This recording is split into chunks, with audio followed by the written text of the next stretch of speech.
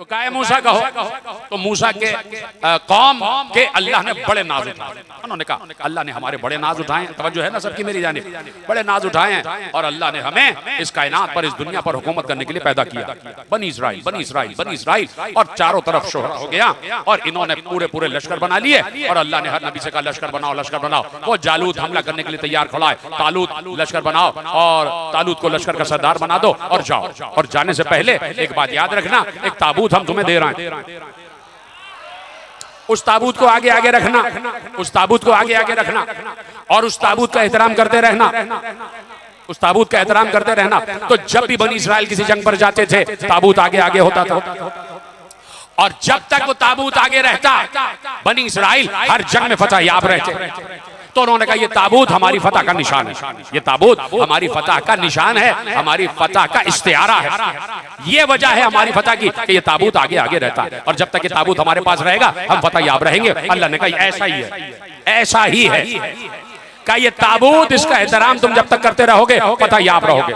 तो वो सब समझ गए इस ताबूत की वजह से हम फतह याब है। तो ताबूत का मतलब क्या था? कहा कि एक संदूक है, दो रिवायतें मौजूद है मेरे साथ सारे के सारे, दो रिवायतें मौजूद है। एक रिवायत ये है कि ये ताबूत हजरत आदम के पास मौजूद था और नबी से नबी, नबी से नबी, नबी से नबी होता हुआ जनाब मूसा तक आ गया।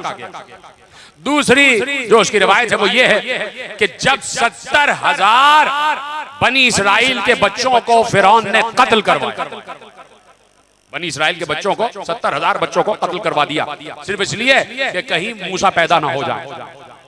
कि काहिनों ने, नजूमियों ने कह दिया था कि इन्हीं बनी इस्राइल में एक बच्चा पैदा होगा जो तेरी हुकूमत को नीस्त नाबूद कर देगा, खत्म कर देगा। तो कहा मैं बच्चा पैदा ही नहीं होने दूंगा।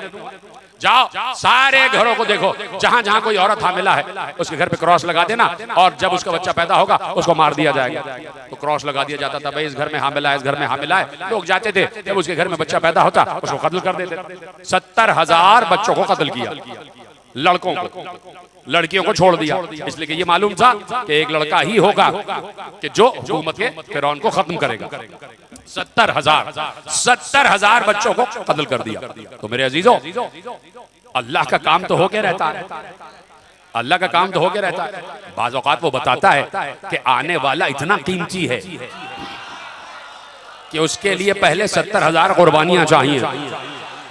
आने वाला इतना कीमती है और आने वाला आगे, आने वाला आगे, सबको मालूम है, बुजुर्ग मुझसे बेहतर जानते हैं, बच्चों के लिए अर्ज कर रहा हूं। ऐसे में जनाब मूसा की वालिदा ने बुलाया हबीब नज्जार को। हबीब नज्जार फिरौन का कजन था, उसका रिश्ते का भाई था। हबीब नज्जार को बुलाया और कहा कि मैं चाहती हूँ एक संदूक बनाओ, 3 हाथ लंबा 2 हाथ चौड़ा, मुझे चाहिए और शीशम या शमशाद की लकड़ी का बनाना। तो कहा मैं बना दूंगा, लेकिन मुझे ये बताओ क्यों बनवाना चाह रही हो, क्यों बनवाना चाह रही हो? कहा भाई ये तो मैं नहीं बता सकता कि क्यों बनवाना चाह रही हो। अब देखिए मैं आपको बता रहा हूँ और मेरा मौजू आपके जहन में मारिफे सबीलिल्लाह और यहीं से बात आगे बढ़ रही है। कहा भाई ये बताओ क्यों बनाना चाह रही हो? कहा ये नहीं बता सकता। कहा जब तक बताओगी नहीं मैं बनाऊंगा नहीं। कहा अच्छा, जब मजबूर हो गए तो कहा पहले कसम दो, वादा करो कि जो बात मैं तुम्हें बता रही हूँ वो किसी और तक नहीं पहुंचाओगे। कहा वादा। का वादा। जब वादा हो गया कहा देखो मेरे घर बच्चा पैदा हुआ और मैं चाहती हूँ बच्चा बचा रहे। मुझे अल्लाह वाहिद ने, खुदाए वाहिद ने वही की है।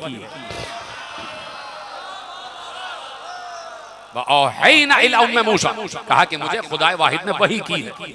इसका मतलब है कि पाक औरतों पर भी वही होती है। हाय हाय हाय। पाकीज़ा साहिबाने तहारत, साहिबाने तत्हीर पर वही होती है, वही होती है। का मुझ पर अल्लाह ने वही की है और कहा है कि इस बच्चे को एक संदूक में बंद कर दो और दरिया के हवाले कर दो और छोड़ दो, मैं इस बच्चे से तुम्हें दोबारा मिलाऊंगा।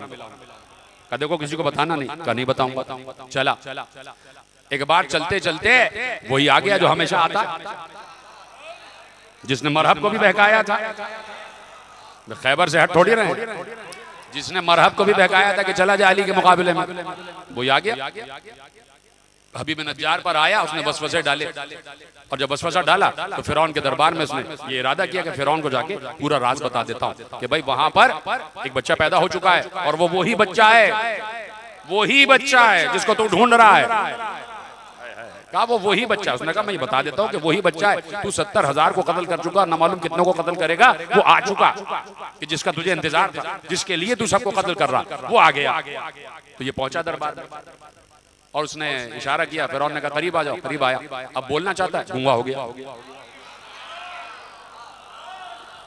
ये है सबीलुल्लाह, ये है अल्लाह का रास्ता। अल्लाह अपने रास्ते, कुदरत अपने रास्ते खुद बनाती है, और जिस बात को अल्लाह चाहता है वो अम्र हो के रहता है, वो अम्र हो के रहता है, वो अम्र हो के रहता है। यहीं से मैं किसी और तरफ भी मुड़ सकता हूँ, यहीं से मैं किसी और तरफ मुड़ सकता हूँ, लेकिन मुझे यहीं पे रहना है। फिर कभी मौके पर, अब जो बात आ गई अगर मुझे याद रही तो कल यहीं से गुफ्तगू का आगाज करेंगे। तो कहा कि गूंगा हो गया, अब इशारों से बात कर रहा है। फिरौन ने कहा क्या कहना चाहता है? अब तक तो बोल रहा था, इशारे कर रहा है, इशारे कर रहा है। फिरौन ने कहा पागल हो गया, ऐसे बाहर भेजो। यानी जो भी मासूम के राज को फाश करता है उसे दरबार से निकाल दिया जाता है, उसे दरबार से निकाल दिया जाता है। निकल जाओ, निकल जाओ, यहां से निकल जाओ, निकालो इसे बाहर। चला गया बाहर, और इसने सोचा कि भाई ये बात तो कुछ अजीब हो गई। तो इसने एक बात अंदर से नियत की कि ए वो खुदा के जिसने मूसा की माँ पर वही की है, मैं अगर तू सच्चा है और वो बच्चा भी सच्चा है तो मैं तुझसे माफी मांगता हूँ, मुझसे गलती हो गई, मेरी जबान वापस कर दे। अच्छा, अल्लाह को मालूम है कि अभी क्या करने वाला, मालूम है ना उसे। अल्लाह ही ने जबान छीनी और अल्लाह ही ने उसे गोयाई दे, बोलने लगा। जब बोलने लगा उसने कहा दोबारा बोलने लगा मैं, अच्छी बात हो गई। फिर शैतान आया, फिर शैतान आया, अंदर से उसने वसवसा डाला, इत्तेफाकन तेरी गोयाई चली गई थी, इत्तेफाकन तू गूंगा हो गया था। वो थोड़ी मूसा के खुदा ने थोड़ी तुझे गूंगा किया, इत्तेफाक से कहीं तेरे जिस्म में कोई ऐसा है पैदा हो गया कि तेरी जबान गूंगे हो गई। जा अब बता दे। देखिए मूसा कौन है? अल्लाह की सबील की तरफ रहनुमाई करने वाले, और उस सबीलुल्लाह से रोक कौन रहा है? शैतान। यानी जो अल्लाह के नुमाइंदे की तरफ जाने से रोके वो शैतान होता, वो शैतान होता। क्या ये तेरा वसवसा होगा, इत्तेफाक हो गया, एक्सीडेंटली तेरी जबान चली गई, चल तेरी जबान आ गई, अब जाके बता दे। फिर पहुंचा, जैसे ही बताने लगा गूंगा हो गया, फिर जबान चली गई। फिर उसने इशारे किए, फिर फिरौन ने कहा इसको बाहर निकालो, भेजो यहाँ से। दूसरी मर्तबा बाहर निकाल दिया गया। फिर शैतान आया, फिर इसने दुआ मांगी अल्लाह से कि परवरदिगार मुझे माफ कर दे, अब मैं नहीं करूंगा। अल्लाह ने फिर माफ कर दिया। उसको क्या मसला है, उसके लिए क्या प्रॉब्लम है? वो इंसानों की तरह थोड़ी, उसने फिर माफ कर दिया। उसने कहा कि भाई मुझे दोबारा गोयाई दे दे, अल्लाह ने दोबारा गोयाई दे दी। उसको किसी की क्या परवाह है, वो बड़ा है, वो अकबर है, वो गनी है, उसको किसी की दे दी, जबान वापस हो जाए, वापस हो गई जबान। तीसरी मर्तबा फिर आ गया, फिर शैतान ने बहकाया, फिर दरबार में आ गया। अब जो दरबार में आया तो फिर इशारे करने लगा, बार बार। तीसरी मर्तबा एक शख्स आ रहा एक ही नशिस्त में, तो फिरौन ने कहा कि ये कहना क्या चाहता है, कुछ है जरूर जो ये कहना चाहता है। देखो ये कहना क्या चाहता है। उसने कहा ऐसे ऐसे इशारा किया, मेरे साथ आओ। जब जनाबे मूसा की वालदा ने कहा था कि संदूक बनाना, तो ये बाहर निकला और उसके घर पर क्रॉस लगा। जनाबे मूसा के घर पर एक क्रॉस का निशान लगा दिया कि यहाँ पर बच्चा पैदा होगा। अब उसने कहा कि आओ मेरे साथ, गूंगा इशारा करते हुए चला। जैसे ही आगे बढ़ा, पीछे वाले देख रहे हैं, ये कभी इधर गिर रहा है, कभी उधर गिर रहा है। जैसे ही आगे बढ़े, देखा उसकी आंख की बीनाई चली गई, अंधा हो गया। अब उसे रास्ता ही नजर नहीं आ रहा, इधर गिर रहा है, उधर गिर रहा है, गिर रहा है, उठ रहा है, गिर रहा है, उठ रहा है। तो उसके दरबारियों ने कहा कि ये वाकई पागल है, छोड़ दो इसको। अब इसने सजदा करके असल तौबतुन नुसूह कि परवरदिगार मैं अब यकीन आ गया कि तू खुदा वाहिद है, और जो बच्चा पैदा हो रहा है, हो गया है, वो तेरा नुमाइंदा है, और अब मैं तुझसे सच्ची माफी मांगता हूं, मुझे माफ कर दे। तो अल्लाह ने 3 मौके दिए, 3 मौके अल्लाह देता, तीसरे मौके पे सुधर जाओ, नहीं तो चौथा बार तो हमारा है।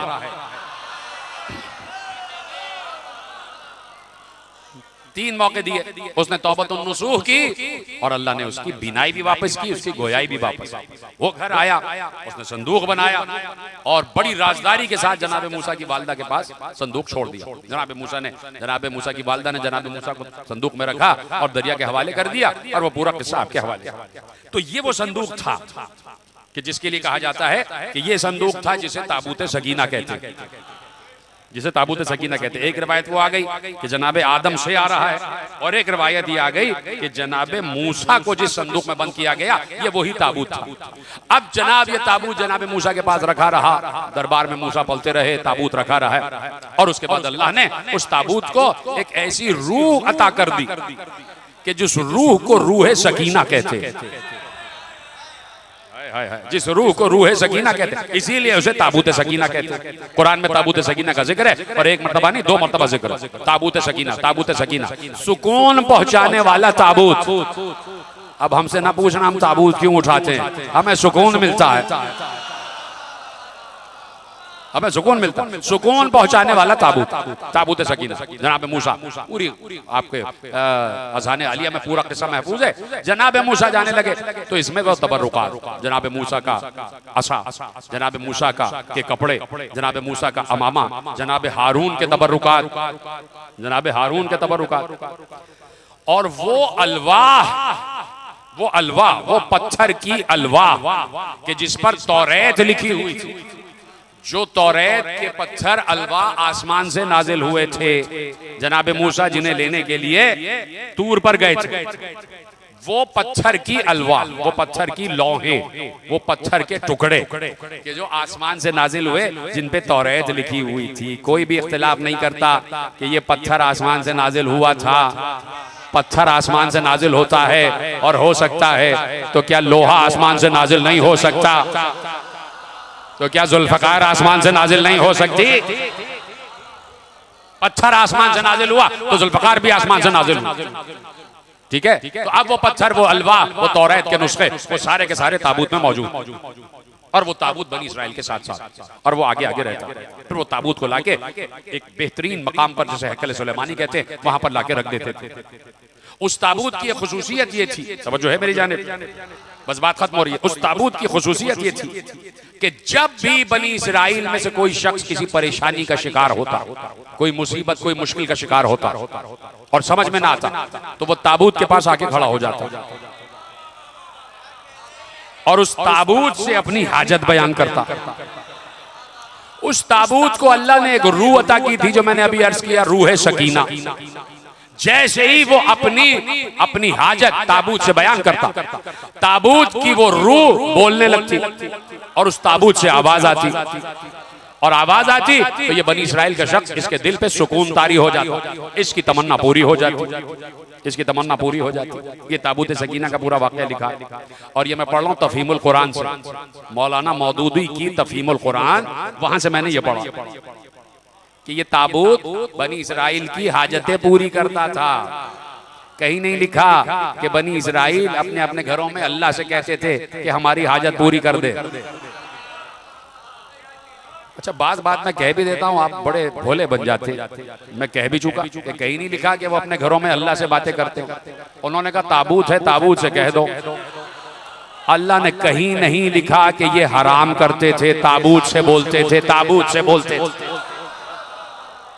कहीं नहीं लिखा कि ये ताबूत से हाजतें मांगते थे, ये हराम काम करते थे, कहीं नहीं लिखा। अल्लाह ने कहा इसमें हमने रूह अता की थी, रूह सकीना, इसीलिए इसे ताबूत सकीना कहा जाता है। ठीक है, इसलिए अब समझ में आया कि ताबूत में एक रूह भी होती है। अब हमसे ना कहना कि हम किसी शबी को बना के ले जा रहे हैं या बगैर रूह की चीज को बना के ले जा रहे हैं, इस पर भी बात होगी। तो मेरे अजीजों, वो ताबूत रहा, आगे आगे रहा और बनी इसराइल फतेहयाब रहे। अब वो ताबूत अचानक गायब हो गया, इसलिए कि इन्होंने ताबूत की बेहुरमती की। ये सब लिखा हुआ है कि ताबूत की बेहुरमती की। जब ताबूत की बेहुरमती की, बच्चे उससे खेलने लगे। जब बच्चे खेलने लगे तो बेहुरमती हो गई। जब बेहुरमती हो गई तो बेयकीनी हो गई। जब बेयकीनी हो गई तो अकीदा पलट गया। जब अकीदा पलट गया तो सदाकत किज़्ब में बदल गई। और जब सदाकत झूठ में बदल जाए तो अल्लाह की लानत, झूठों पर अल्लाह की लानत। तो जब बनी इसराइल ने ताबूत का एहतराम खत्म कर दिया तो अल्लाह ने ताबूत उनसे छीन लिया, फिर ताबूत उनके पास ना रहा। फिर बात नहीं समझते आप भाई, कुछ चीजें इशारों में समझें। ये प्रैक्टिस आपकी करानी पड़ेगी मुझे, किसी साल मुझे मुहर्रम पढ़ना ही पड़ेगा यहाँ कराची में। ये प्रैक्टिस आपकी करानी पड़ेगी, इशारे कैसे समझे जाते हैं कि भाई जब बनी इसराइल ने ताबूत का एहतराम नहीं किया, ताबूत का एहतराम नहीं किया तो अल्लाह ने उनसे ताबूत छीन लिया। तो अब जहां ताबूत नहीं है समझ लो अल्लाह ने छीन लिया। जब एहतराम नहीं होगा तो ताबूत भी नहीं होगा। अल्लाह ने ताबूत छीन लिया, अब वो ताबूत गायब हो गया, ना मालूम कहाँ गया। जैसे ही ताबूत छिना, अब बनी इसराइल शिकस्त पे शिकस्त, शिकस्त पे शिकस्त, तनज़्ज़ुली का शिकार, भूख, इफलास, इन सब चीजों का शिकार हो गए और बिल्कुल तनज़्ज़ुली पे आ गए, बिल्कुल जमीन से लग गए। उन्होंने कहा ताबूत हमसे छिन गया, अब हम गए, अब हम गए। उसी ताबूत की इनको आज भी तलाश है। आज इन बनी इसराइल वालों को उसी ताबूत की तलाश है। वो कहते हैं ये ताबूत कहीं यहीं कहीं मौजूद है और ये ताबूत हमारे हाथ में आ जाए तो पूरी दुनिया की हुकूमत हमारे पास आ जाएगी। इसलिए पूरा आसपास का जितना इलाका है, मैं नाम नहीं लूंगा, आपको पता है कहां रहते हैं ये लोग, जितने इलाके हैं और उसमें जितनी भी जियारतें हैं और जितने भी अजीम मकामात हैं, उन सारे मकामात के नीचे तहों में उन्होंने खुदाई कर दी और खुदाई की है। किसी नबी की कब्र के नीचे भी पहुंच गए, किसी नबी की कब्र के नीचे पहुंच गए, किसी बहुत बड़े मकाम के नीचे तक पहुंच गए। खुदाई करी, खुदाई की कि भाई यहाँ ताबूत होगा, शायद यहाँ हो, शायद यहाँ हो, शायद यहाँ हो। सब जगह की उन्होंने खुदाई कर चुके, कहीं उनको ताबूत नहीं मिला। अब सिर्फ एक जगह रह गई है और वो जगह है बैतुल मुक़द्दस। वो कहते हैं अब एक जगह है बैतुल मुक़द्दस, इसके नीचे वो पूरा हैकल सुलेमानी हो सकता है कि जो जनाब सुलेमान ने एक पूरा हैकल तामीर किया था और शायद इसके नीचे हो, और इसके नीचे ताबूत सकीना उनको अब यकीन है। इसलिए वो चाहते हैं बैतुल मुक़द्दस उनका हो जाए और जिस दिन बैतुल मुक़द्दस उनका होगा वो पहली चीज ये करेंगे कि ड्रेजिंग करेंगे, खुदाई करेंगे और ताबूत को वो हासिल करेंगे उनके ज़ामे नाक़िस कि ताबूत हमारे पास आ जाए, ताबूत हमारे पास आ जाए, पूरी दुनिया पे हुकूमत होगी।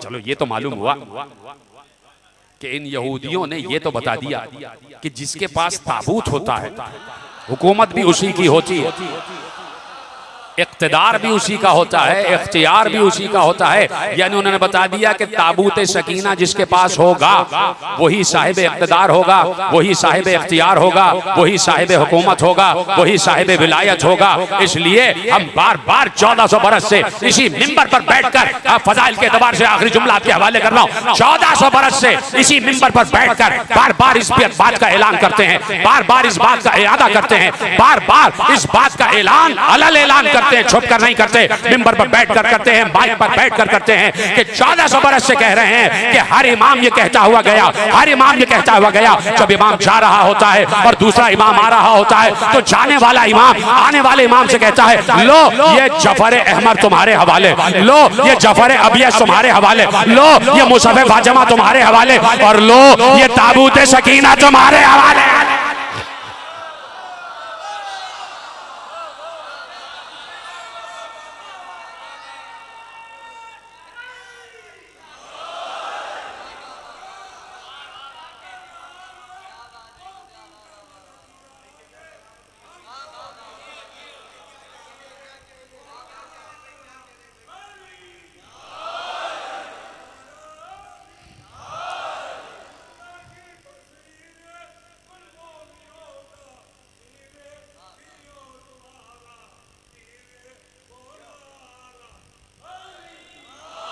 तवज्जो फरमाई आपने कि भाई ये ताबूत है कि जिसकी वजह से इख्तिदार हो, इख्तियार हो, तसर्रुफ हो, विलायत कायम है।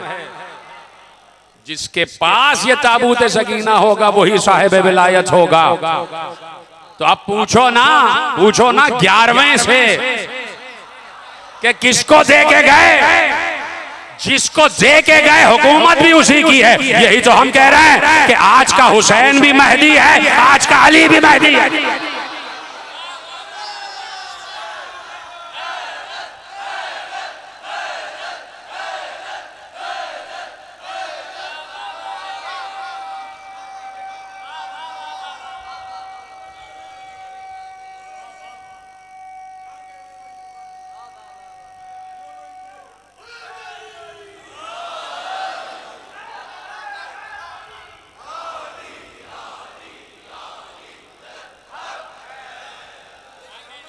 11वें से पूछो कि जफर अहमर, जफर अबियस, मुसहफ फातिमा और ताबूत सकीना, इन सब पर भी बात करेंगे कि जफर अहमर क्या है, जफर अबियस क्या है, इस पर भी बात करेंगे। मुसहफ फातिमा तो आप जानते हैं कि क्या है। ताबूत सकीना मैंने आज बता दिया कि अब नस्लन बाद नस्लिन, मनसब बाद मनसब, इमाम बाद इमाम, मासूम बाद मासूम, ये विरासतें दे के गए, विरासतें दे के गए। यही विरासतें अली के पास थी, जो अली को रसूल से मिली, जो अली को रसूल से मिली। हमारा सवाल यह है कि अली को रसूल से जफर अहमर भी मिला, जफर अबियस भी मिला और ताबूत सकीना भी मिला, है कि नहीं? सवाल यह है कि रसूल को ताबूत सकीना किससे मिला?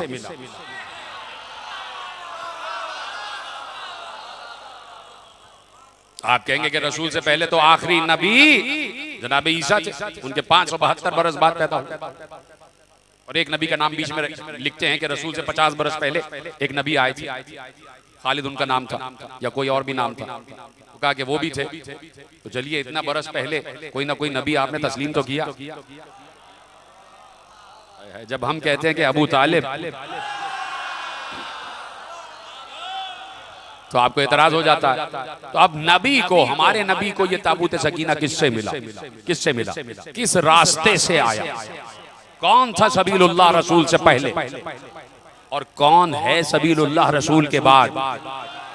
ये रसूल का रास्ता क्या है, इसी पर बात होगी आगे इंशाअल्लाह। ये मौजू आप तक पहुंच गया, तमीरी तकरीर आपके हवाले हो गई। तो कहा कि ताबूत सकीना 11वां किसे देकर गया? तो 11वां जिसे देकर गया, इक्तदार भी उसी का है, हुकूमत भी उसी की है, विलायत भी उसी की है। तो आज उसी के तहत विलायत जिंदगी गुजार रहे, उसी के तहत विलायत जिंदगी गुजार रहे। अब जुमला ले जाइए कि जिस वक्त हुसैन करबला में थे, हुसैन के पास जफर अहमरो, जफर अबियजो, मुसहफ फातिमा, ताबूत सकीना था।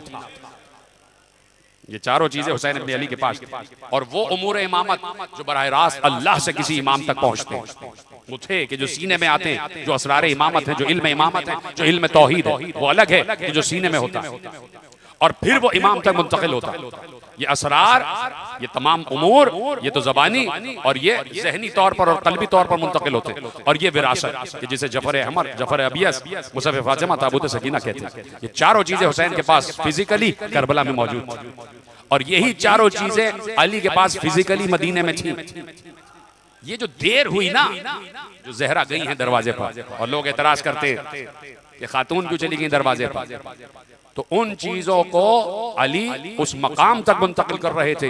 ये वक्त चाहिए था अली को, और वो वक्त अली को ज़हरा ने फराहम किया, ज़हरा ने फराहम किया। अबुल हसन, आप इन चीजों को उस मकाम तक, उस गैब के मकाम तक मुंतकिल कीजिए कि जो मुंतकिल करने का हक है। और फिर वो हसन इब्न अली और हुसैन इब्न अली तक पहुंची वो चीजें।